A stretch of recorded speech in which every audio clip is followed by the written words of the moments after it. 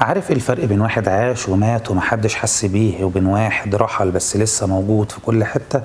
الفرق في كلمة واحدة: الإرث.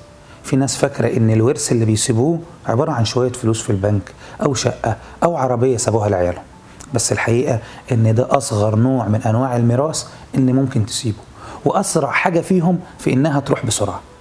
الإرث الحقيقي هو المعنى اللي بتسيبه وراك، هو البصمة اللي بتفضل محفورة في قلوب الناس حتى وانت مش موجود.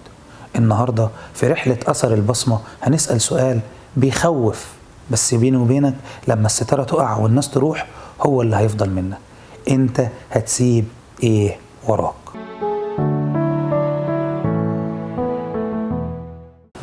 الناس في الدنيا نوعين: نوع بيفضل يجمعها بين هنا وهنا وهنا وهنا عشان يسيب ورث، ونوع بيعيش بشكل مختلف بس حابب يسيب أثر. الورث بيتصرف والبيوت بتتهد والمناصب بتتنسي، بس الإرث عمره ما بيموت. لما تورث لابنك مبدأ أحسن 100 مرة من إنك تورثه عمارة. لما تسيب في جيرانك كلمة طيبة أو في شغلك إتقان، أنت هنا بتصنع خلودك. إرثك هو النسخة اللي الناس هتكمل بيها حياتها من بعدك.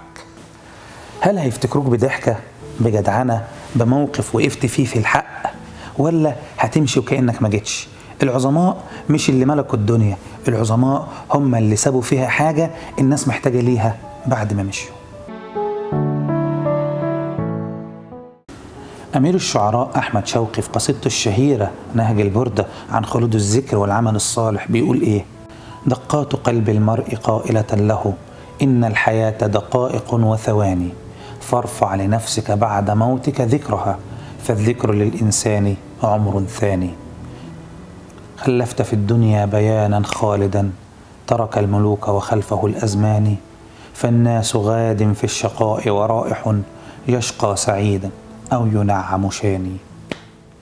شوقي هنا بيحط الخلاصة: عمرك مش اللي مكتوب في شهادة الميلاد، عمرك الحقيقي هو ذكرك بعد ما تغيب. الذكر ده هو اللي بيبني ليك بيت في قلوب الناس.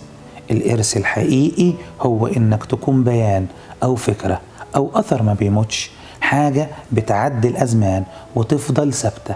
لما تعلم حد صنعة أو تزرع في طفل قيمة أو تسيب سيرة حلوة، أنت هنا بتمد خيوط حياتك للمستقبل. ما تبقاش مجرد رقم في التعداد السكاني، خليك إضافة في سجل الإنسانية. المعنى الحقيقي للإرث هو اللي ما بيخلصش بعد ما تموت. الحقيقة إن أنت بتبني إرثك الآن في كل حركة وفي كل كلمة. كل يوم بيعدي هو حجر أنت بتحطه في بناية الذكرى اللي أنت هتسيبها. اسأل نفسك النهاردة: لو بكرة ما كنتش موجود الناس هتفتكرني بإيه؟ إيه الحاجة اللي هيفضلوا يدعولي بسببها؟ قرارك النهاردة. ابدأ ازرع بذرة لإرث معنوي. علم حد حاجة، صلح ما بين اتنين، أو خد قرار إنك تكون صاحب مبدأ ما بيتغيرش. خلي اللي يورث منك يورث إنسان يفتخر بيه. وده تاني أثر في رحلة أثر البصمة. وأثرك قرار صغير النهاردة.